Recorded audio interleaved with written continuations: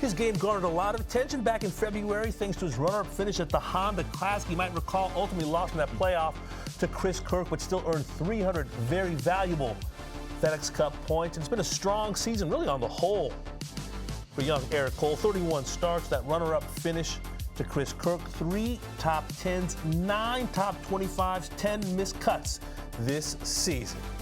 And here are the players ranked between 41st and 50th in the FedEx Cup who'll be looking for a big push this week at Olympia Fields. And as Damon noted, there at number 42 is Eric Cole. And we're pleased to be joined now by Eric Cole. And Eric, when it comes to the rookie class of this season, you're the last man standing. Is that liberating in a way as you head into these last couple of weeks to have that pressure taken off you? You've had a successful season one way or the other.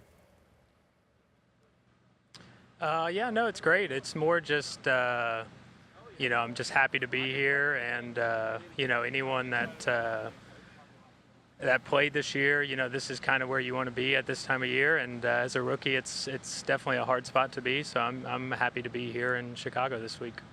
Eric, what were the days like after that Honda Classic? Did you suddenly discover 12 new cousins, 15 new best friends? How much was your phone ringing? Because that was a very big talking point this season.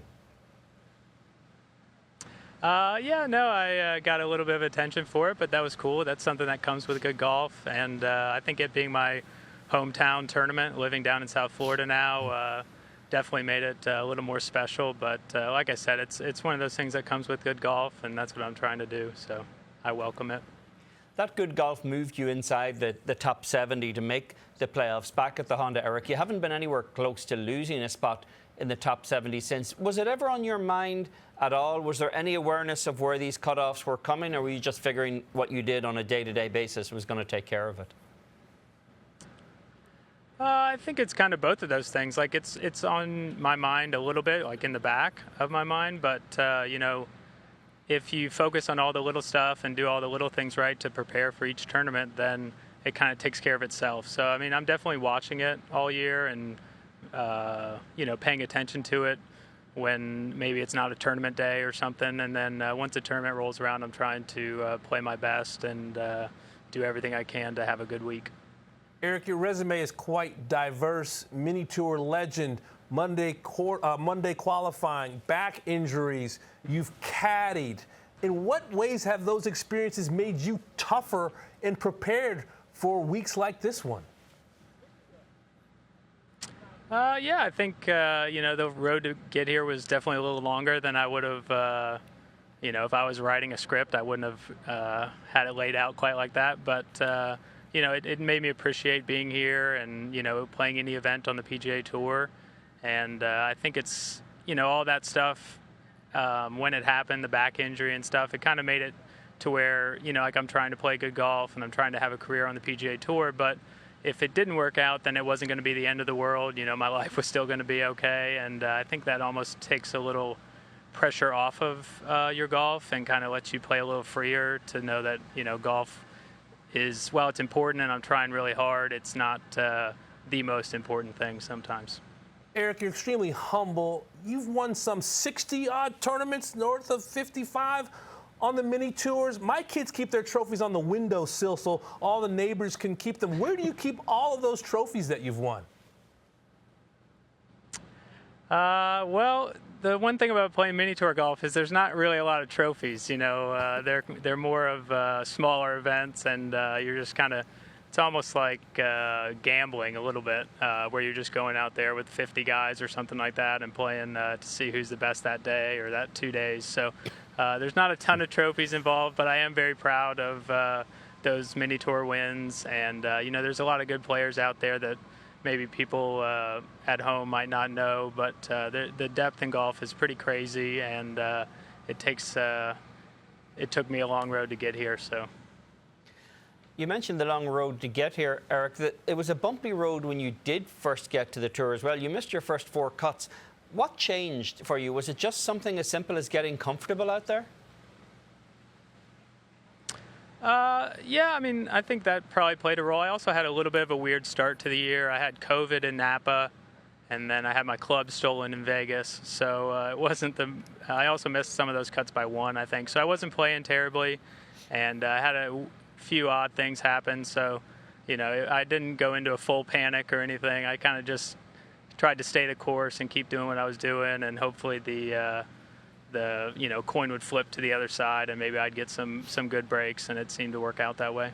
Eric, you played a lot of golf growing up at Bay Hill during your teenage years in particular. Some describe it as one of the 2 or 3 toughest golf courses that you play on the PGA Tour. How much did that incubation period of playing Bay Hill, which you can tip out to 7,000, high, rough, slick greens, kind of help you as you chase the dream? For sure, yeah. Bay Hill is an unbelievably great course, but it's also very demanding tee to green. So, it wasn't like going around, like a small course where you could shoot way under par. So anything under par at Bay Hill is always a great score, and I think it definitely made me better, playing out there from a young age and kind of seeing, what a championship level golf course is like. You probably need a PhD in math, Eric, to figure out what the various permutations are that are in play this week for all of the guys in the field. Have you given any thought or done any research on what it's going to take for you to make that top 30 for Eastlake next week? Yeah, I haven't looked at it too closely. I think my caddy probably pays more attention to it than I do, but I know that it's going to be definitely something in the top 10, potentially something in the top 5 is what I've heard. So, that's an incredible week when the field is as strong as it is here. So, while that's what it's going to take, I'm just going to focus on preparing the best I can and being ready to go Thursday morning to hit that first tee shot. Eric, it can be a wow factor for a rookie. You're with the best players in the world in the second playoff event. How much do you feel like you belong? You can walk onto that putting green and know that you're one of the best players in the world. Get that respect.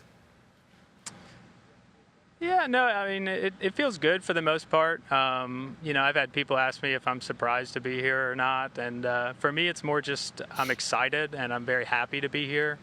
Starting the year as a rookie, it's really hard to get here. And it's somewhere where now that I am here, I obviously want to play as good as I can and see if I can make it to next week and have a good week this week. And, so it's mostly just excitement and happy to be in the field this week.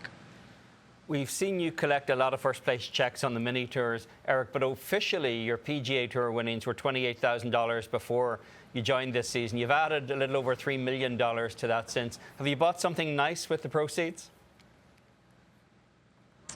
Haven't bought anything yet, but I